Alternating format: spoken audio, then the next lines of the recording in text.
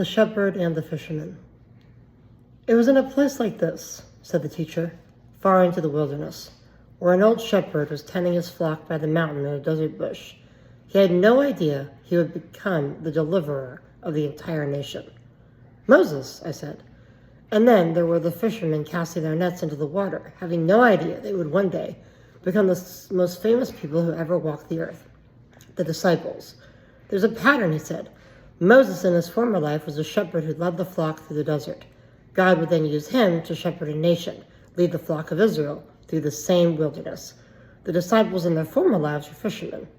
God would use them to become messengers of Messiah, fishers of men. Their former lives corresponded with their redeemed lives. So God takes the former life and redeems it to use for his purposes. He does, said the teacher. But the mystery is deeper. God created and purposed them from the beginning to become what they would become. So it wasn't that Moses became a shepherd of Israel because he was a shepherd of the sheep. It was that Moses became a shepherd of the sheep because he was to become the shepherd of Israel. And it wasn't that the disciples became fishermen because they were fishers of men because they were fishermen. Rather, they were fishermen because they were to one day become fishers of men. So it is for all of God's children, and so it is for you. When you look back at your life, you will find hidden within it this mystery.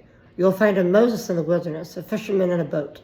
Your life was a mystery waiting to be redeemed, a mystery in which was embedded the seeds of his purpose, to be used for his glory. It wasn't that he happened to discover your life and decided to use it for his purpose. It was that you were what you were because God had purposed from the beginning what you would one day become. Your life was a shadow of which it would become. So commit every part of your life, all that you have, all that you are now, to the will and purpose of God.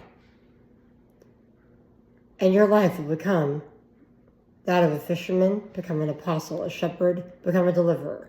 All that was created and called and formed to become, all that was waiting to become from the beginning.